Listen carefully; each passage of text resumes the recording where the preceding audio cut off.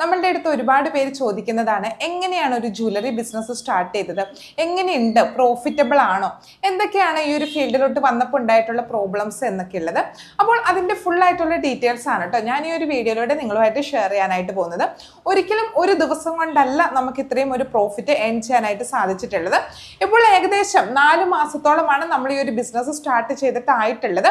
ആദ്യമൊക്കെ നമുക്ക് വലിയ രീതിയിലൊന്നും ഓർഡർ കിട്ടിയിട്ടുണ്ടായിരുന്നില്ല. അതിനുശേഷം എങ്ങനെയാണ് ശരിയായ രീതിയിൽ മാർക്കറ്റ് ചെയ്യേണ്ടതെന്നുള്ള ഡീറ്റെയിൽസ് ഒക്കെ മനസ്സിലാക്കി മാർക്കറ്റ് ചെയ്തപ്പോഴാണ് നമുക്കിപ്പോൾ നല്ല രീതിയിൽ തന്നെ ഓർഡർ കിട്ടുന്നത്. ഒരു ദിവസം തന്നെ നമുക്ക് ഏകദേശം 43,000 രൂപയോളം രൂപയുടെ ഓർഡറോളം ലഭിക്കുന്നുണ്ട്. ഏകദേശമുള്ളൊരു കണക്കാണ് കേട്ടോ. അപ്പോൾ എങ്ങനെയാണെന്നുള്ള ഡീറ്റെയിൽസ് ഒക്കെ പറഞ്ഞുതരാം. ഫസ്റ്റ് ഞാനും എൻ്റെ ബിസിനസ് പാർട്ട്ണറോടെയാണ് ഈ ഒരു ബിസിനസ് സ്റ്റാർട്ട് ചെയ്തത്. ഞങ്ങൾ തന്നെയായിരുന്നു എല്ലാ കാര്യങ്ങളും ഹാൻഡിൽ ചെയ്യുന്നത്. ഇപ്പോൾ ഓർഡർ എടുക്കുക, പ്രോഡക്റ്റ് അയക്കുക, അങ്ങനെയുള്ള എല്ലാ കാര്യങ്ങളും.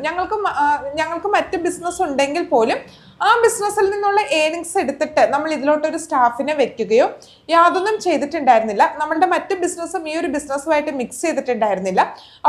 അപ്പോൾ നമ്മളുടെ മറ്റ് ബിസിനസ് ആ ഒരു വഴിക്ക് പോകുന്നു, അതിൻ്റെ പ്രോഫിറ്റും കാര്യങ്ങളും അങ്ങനെ പോകുന്നു.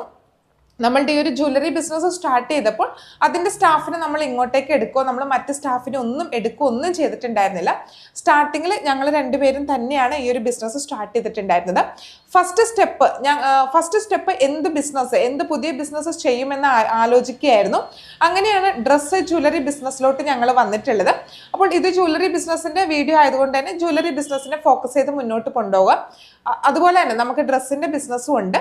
അപ്പോൾ ജ്വല്ലറി ബിസിനസ് സ്റ്റാർട്ട് ചെയ്യാനുള്ള കാരണം, സ്റ്റോറേജ് സ്പേസ് വളരെ കുറച്ച് മതി, പെട്ടെന്ന് ചീത്തയായി പോകാത്ത ഐറ്റം ആയതുകൊണ്ട് സമയം എടുത്തിട്ട് വിൽക്കാനായിട്ട് സാധിക്കും, നല്ല രീതിയിൽ പ്രോഫിറ്റ് കിട്ടുന്ന, അത് എടുത്ത് പറയേണ്ടതാണ്, നല്ല രീതിയിൽ തന്നെ പ്രോഫിറ്റ് കിട്ടുന്ന ബിസിനസ് ആണ് എന്നുള്ളതാണ്. അപ്പോൾ ഇത്രയും പ്രത്യേകതകൾ ഉള്ളത് കൊണ്ട് തന്നെയാണ് നമ്മൾ ഈ ഒരു ബിസിനസ്സിലോട്ട് വന്നത്. ഫസ്റ്റ് സ്റ്റെപ്പ് ബ്രാൻഡ് നെയിം ആയിരുന്നു. ബ്രാൻഡ് നെയിം ആദ്യമൊക്കെ നമ്മൾ വളരെ സിമ്പിൾ ആയിട്ടുള്ള പേരൊക്കെ നോക്കിയിട്ടുണ്ടെങ്കിലും ഞാനൊരു ബിസിനസ് കൺസൾട്ടന്റ് ആയതുകൊണ്ട് തന്നെ എനിക്ക് ട്രേഡ് മാർക്കിനെ കുറിച്ചുള്ള ലീഗൽ ആയിട്ടുള്ള സൈഡൊക്കെ അറിയാമായിരുന്നു. അതുകൊണ്ട് തന്നെ നമ്മൾ ട്രേഡ് മാർക്കും കാര്യങ്ങളൊക്കെ ചെക്ക് ചെയ്തിട്ടാണ് ഒരു ബ്രാൻഡ് നെയിം എടുത്തത്. അതിനുശേഷം ബ്രാൻഡ് നെയിം നമ്മൾ ട്രേഡ് മാർക്ക് രജിസ്ട്രേഷൻ ചെയ്യുകയും ചെയ്തു. അപ്പോൾ ആ ഒരു ബ്രാൻഡ് നെയിം മറ്റാർക്കും യൂസ് ചെയ്യാൻ പറ്റാത്ത രീതിയിൽ നമ്മുടെ മാത്രമായിട്ട് മാറ്റുകയായിരുന്നു. അങ്ങനെ ഫസ്റ്റ് സ്റ്റെപ്പ് ട്രേഡ് മാർക്ക് എടുക്കുക, ബ്രാൻഡ് നെയിം ഫിക്സ് ചെയ്യുക, ബ്രാൻഡ് നെയിം രജിസ്റ്റർ ചെയ്യുക എന്നുള്ളതായിരുന്നു. ബ്രാൻഡ് നെയിം രജിസ്റ്റർ ചെയ്യുക എന്നുള്ളത് ഓപ്ഷനിലാണ്, നിങ്ങൾക്ക് താല്പര്യമുണ്ടെങ്കിൽ മാത്രം ചെയ്താൽ മതി. അടുത്ത സ്റ്റെപ്പ് വരുന്നത്, ഇതൊരു പാർട്ണർഷിപ്പ് ബിസിനസ് ആയിരുന്നു. ഞാനും എൻ്റെ ഫ്രണ്ടും കൂടെയാണ് ഈ ഒരു ബിസിനസ് ചെയ്യുന്നത്.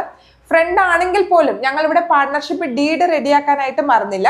ഡീഡ് എന്ന് വെച്ചാൽ 2 പേര് ചേർന്നിട്ടാണ് ഈ ഒരു ബിസിനസ് ചെയ്യുന്നതെന്നുള്ള എഗ്രിമെന്റ് ആണ്. അപ്പോൾ അതും ഞങ്ങൾ റെഡിയാക്കുകയുണ്ടായി. അതോടുകൂടി ലീഗൽ സൈഡ് എല്ലാം പൂർത്തിയാക്കാനായിട്ട് ഞങ്ങൾക്ക് സാധിച്ചു. അടുത്തതായിട്ട് ഞങ്ങൾ ചെയ്തത് എവിടെ നിന്നാണ് പ്രോഡക്റ്റ് എടുക്കുന്നത് എന്നുള്ളത് നോക്കുകയായിരുന്നു.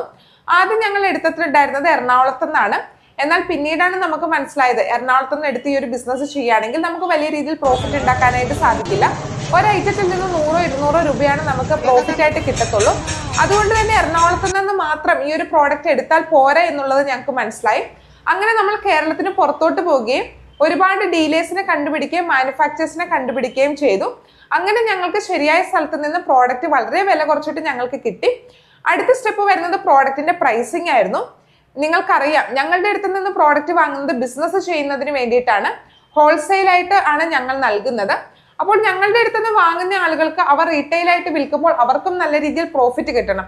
ഏകദേശം 400 രൂപയെങ്കിലും കിട്ടണം എന്നുള്ളത് ഞങ്ങളുടെ ആഗ്രഹം തന്നെയായിരുന്നു. അതുകൊണ്ട് തന്നെ ഞങ്ങൾ മാനുഫാക്ചേഴ്സിന്റെ അടുത്ത് നിന്ന് വാങ്ങിച്ച പ്രോഡക്റ്റിന് അധികമായിട്ട് പ്രൈസ് കയറ്റിവിടാതെ റീസണബിൾ ആയിട്ടുള്ള പ്രൈസിന് തന്നെയാണ് ഞങ്ങൾ വിൽക്കുന്നത്. അതുകൊണ്ട് തന്നെ ഞങ്ങളുടെ അടുത്ത് നിന്ന് ഹോൾസെയിലായിട്ട് വാങ്ങുന്ന ആളുകൾക്ക് വളരെ റേറ്റ് കുറച്ചിട്ട് തന്നെ പ്രോഡക്റ്റ് അവൈലബിൾ ആക്കുന്നുണ്ട്.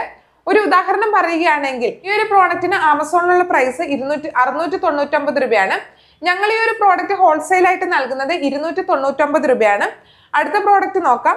ഈ ഒരു പ്രോഡക്റ്റിന് ആമസോണിലുള്ള പ്രൈസ് 1302 രൂപയാണ്. ഞങ്ങൾ ഈ ഒരു പ്രോഡക്റ്റ് ഹോൾസെയിലായിട്ട് നൽകുന്നത് 699 രൂപയ്ക്കാണ്.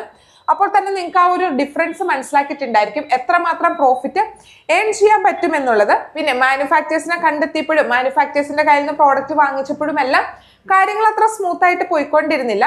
ഒരുപാട് ക്യാഷ് നഷ്ടം വന്നിട്ട് തന്നെയാണ് ഞങ്ങൾ ജെന്യുവിൻ ആയിട്ടുള്ള മാനുഫാക്ചേഴ്സിനെ കണ്ടെത്തിയത്. ശരിയായ രീതിയിൽ മാർക്കറ്റ് ചെയ്യാനായിട്ടും ആദ്യമൊക്കെ ബുദ്ധിമുട്ടുണ്ടായിരുന്നു. അതിനുശേഷമാണ് ഞങ്ങൾക്ക് ശരിയായ രീതിയിലുള്ള മാർക്കറ്റിംഗ് മനസ്സിലായതും ശരിയായ കസ്റ്റമേഴ്സിലോട്ട് ഞങ്ങളുടെ പ്രോഡക്റ്റ് എത്താനായിട്ടും സാധിച്ചിട്ടുണ്ടായിരുന്നത്. ഒരുപാട് പ്രോബ്ലംസ് ഉള്ളൊരു ഫീൽഡ് തന്നെയാണിത്. പിന്നെ അതുപോലെ തന്നെ ഫേക്ക് ആയിട്ടുള്ള ഒരുപാട് സ്ക്രീൻഷോട്ടുകൾ വരുന്നുണ്ട്. അപ്പോൾ പേയ്മെന്റും കാര്യങ്ങളൊക്കെ അങ്ങനെ ശ്രദ്ധിക്കേണ്ടതുണ്ട്. അപ്പോൾ ഒത്തിരി കാര്യങ്ങൾ ശ്രദ്ധിച്ച് മാത്രമാണ് ഈ ഒരു ബിസിനസ് മുന്നോട്ട് കൊണ്ടുപോകാനായിട്ട് സാധിക്കത്തുള്ളൂ. എന്നാൽ നല്ല രീതിയിൽ തന്നെ പ്രോഫിറ്റ് കിട്ടുന്നതാണ്. അങ്ങനെ ഞങ്ങൾക്ക് നല്ല രീതിയിൽ ഓർഡർ ലഭിക്കുകയുണ്ടായി. നമ്മൾ വാട്സാപ്പ് ഗ്രൂപ്പ് വഴിയാണ് ഓർഡർ എടുക്കുന്നത്. വാട്സാപ്പ് ഗ്രൂപ്പ് വഴി ഓർഡർ എടുക്കുകയും അതിനുശേഷം ഓർഡർ വന്ന കസ്റ്റമേഴ്സിന് പ്രോഡക്റ്റ് അയക്കുകയും ചെയ്യുന്നുണ്ട്. പ്രോഡക്റ്റ് അയക്കുന്നതിന് മുമ്പ് നമ്മൾ ഒരുപാട് പ്രാവശ്യം പ്രോഡക്റ്റ് ഡാമേജ് ഉണ്ടോ അങ്ങനെയുള്ള കാര്യങ്ങളൊക്കെ ചെക്ക് ചെയ്യുന്നതാണ്. ഇനി ഏതെങ്കിലും പ്രോഡക്റ്റിന് ഡാമേജ് ഉണ്ടെങ്കിൽ അതിന്റെ പേയ്മെന്റ് ആ ഒരു കസ്റ്റമർക്ക് റീഫണ്ട് ചെയ്ത് നൽകുന്നുണ്ട്. കാരണം മാനുഫാക്ചേഴ്സിന്റെ കയ്യിൽ നിന്ന് പ്രോഡക്റ്റ് വരുമ്പോൾ ഒരുപക്ഷെ ഡാമേജ് ഉണ്ടായേക്കാം. അപ്പോൾ നമ്മൾ ആ ഒരു പ്രോഡക്റ്റ് ഒക്കെ മാറ്റി വളരെ നല്ല രീതിയിലാണ് നമ്മൾ ഈ ഒരു ബിസിനസ്സിനെ, അത്രയ്ക്ക് സൂക്ഷിച്ചാണ് നമ്മൾ ഈ ഒരു ബിസിനസ്സിനെ മുന്നോട്ട് കൊണ്ടുപോകുന്നത്. നല്ല റിസ്ക് ഉള്ള ബിസിനസ് തന്നെയാണ്. കസ്റ്റമർ കംപ്ലൈൻസ് ധാരാളമായിട്ട് വരാനായിട്ടുള്ള സാധ്യതയുണ്ട്. അതുപോലെ തന്നെ നമ്മളൊരു ഓൺലൈൻ ബിസിനസ് ചെയ്യണമെങ്കിൽ നമുക്ക് തീർച്ചയായിട്ടും പ്രോഡക്റ്റ് ഡെലിവറി ചെയ്യുന്നതിന് വേണ്ടി നമുക്കൊരു സപ്പോർട്ട് ആവശ്യമാണ്. ഞങ്ങളെ സപ്പോർട്ട് ചെയ്യുന്നത് DTDC ആണ്. ഇവിടെ എറണാകുളത്ത് കറുകപ്പള്ളിയിലുള്ള DTDC ആണ്. വളരെ നല്ല സപ്പോർട്ടാണ് അവരുടെ ഭാഗത്തുനിന്ന് നമുക്ക് കിട്ടുന്നത്. പാക്കിംഗ് കവർ ഇല്ല, പാക്കിംഗ് കവറിന് എന്തെങ്കിലും ഷോർട്ടേജ് ഉണ്ടെങ്കിൽ പെട്ടെന്ന് തന്നെ അവർ എത്തിച്ചു തരുന്നുണ്ട്. വലിയ ബൾക്കായിട്ടുള്ള ഓർഡർ ഒക്കെ ആണെങ്കിൽ പാക്ക് ചെയ്യാനായിട്ടുള്ള ബുദ്ധിമുട്ട് ഉണ്ടാകാറുണ്ട്. അപ്പോഴാണ് അവർ നമ്മളെ ഹെൽപ്പ് ചെയ്യുന്നത്. അങ്ങനെ നമ്മളുടെ ബിസിനസ്സിൽ നിന്ന് അത്യാവശ്യം ഒരു പ്രോഫിറ്റബിൾ ആണ്, നല്ല രീതിയിൽ പ്രോഫിറ്റ് ആണ് എന്ന് മനസ്സിലാക്കിയ ശേഷം മാത്രമാണ് നമ്മൾ സ്റ്റാഫിനെയൊക്കെ എടുത്തിട്ടുള്ളത്.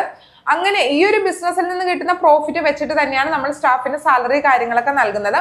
അപ്പോൾ നിങ്ങളും അങ്ങനെ ചെയ്യാനായിട്ട് ശ്രമിക്കുക. മറ്റ് ബിസിനസ് ഉണ്ടെങ്കിൽ ഇതുമായിട്ട് മിക്സ് ചെയ്യാതെ ഈ ഒരു ജ്വല്ലറിയുടെ ബിസിനസ് മാത്രമായിട്ട് അതിന്റെ സ്റ്റാഫിനുള്ള പേയ്മെന്റ് കാര്യങ്ങൾ, റൂമിന്റെ റെന്റ്, അതൊക്കെ അങ്ങനെ തന്നെ മുന്നോട്ട് കൊണ്ടുപോകാനായിട്ട് ശ്രമിക്കുക. തീർച്ചയായിട്ടും നല്ല പ്രോഫിറ്റബിൾ ആയിട്ടുള്ള ബിസിനസ് ആണ് ഞാൻ ഓപ്പൺ ആയിട്ട് പറയുകയാണെങ്കിൽ. അപ്പൊ നിങ്ങൾക്ക് ചെയ്യാനായിട്ട് ആഗ്രഹമുണ്ടെങ്കിൽ തീർച്ചയായിട്ടും ട്രൈ ചെയ്യാവുന്നതാണ്. വളരെ സിമ്പിൾ ആണ്. കൊച്ചു കുട്ടികൾക്ക് പോലും ചെയ്യാനായിട്ട് സാധിക്കും. അപ്പോൾ ഞങ്ങളുടെ ഹോൾസെയിൽ ഗ്രൂപ്പിൽ നിന്ന് പ്രോഡക്റ്റ് വാങ്ങാനായിട്ട് ആഗ്രഹമുണ്ടെങ്കിൽ താഴെ ഞാൻ വാട്സാപ്പ് ഗ്രൂപ്പിന്റെ ലിങ്ക് നൽകിയിട്ടുണ്ട്. ഇനി ചിലപ്പോഴൊക്കെ ആ ഒരു ഗ്രൂപ്പ് ഫുള്ളായിട്ട് അതല്ലെങ്കിൽ മറ്റെന്തെങ്കിലും എറർ കാരണം ഗ്രൂപ്പിൽ ജോയിൻ ചെയ്യാനായിട്ട് സാധിച്ചില്ല എങ്കിൽ സ്റ്റാഫിന് മെസ്സേജ് അയച്ചാൽ മതി. ആള് തീർച്ചയായിട്ടും നിങ്ങളെ സപ്പോർട്ട് ചെയ്യുന്നതാണ്. അതുപോലെ തന്നെ നിങ്ങൾക്കൊരു ജ്വല്ലറി ബിസിനസ് സ്റ്റാർട്ട് ചെയ്യാനായിട്ട് ആഗ്രഹമുണ്ട്, ഞങ്ങളുടെ സപ്പോർട്ട് വേണമെന്നുണ്ടെങ്കിൽ ഞങ്ങൾക്ക് പറ്റിയിട്ടുള്ള തെറ്റുകളും അതുപോലെ തന്നെ എക്സ്പീരിയൻസും ഫ്രോഡും അങ്ങനെയുള്ള എല്ലാ കാര്യങ്ങളും വെച്ചിട്ടുള്ള നമ്മുടെ ട്രെയിനിങ് സെക്ഷൻ അവൈലബിൾ ആണ്. അപ്പോൾ ആ ഒരു ട്രെയിനിങ്ങിലും നിങ്ങൾക്ക് ജോയിൻ ചെയ്യാനായിട്ട് സാധിക്കും. അപ്പോൾ ട്രെയിനിങ്ങിന് വേണ്ടിയിട്ട് കോൺടാക്ട് ചെയ്യേണ്ട നമ്പറും താഴെ ഡിസ്ക്രിപ്ഷൻ ബോക്സിൽ ഞാൻ നൽകിയിട്ടുണ്ട്. സ്റ്റാഫാണ് എൻക്വയറി കാര്യങ്ങളൊക്കെ ഹാൻഡിൽ ചെയ്യുന്നത്. അപ്പോൾ നിങ്ങൾക്ക് തീർച്ചയായിട്ടും ഞങ്ങളുടെ സപ്പോർട്ട് പ്രൊവൈഡ് ചെയ്യുന്നതാണ് ട്രെയിനിങ് എടുക്കുന്ന കസ്റ്റമേഴ്സിന്. അപ്പോൾ താല്പര്യമുണ്ടെങ്കിൽ നമ്മളുടെ കൂടെ ജോയിൻ ചെയ്യാവുന്നതാണ്. അപ്പോൾ ഇത്രയും നേരം നമ്മളുടെ വീഡിയോ കണ്ടതിന് എല്ലാവർക്കും നന്ദി.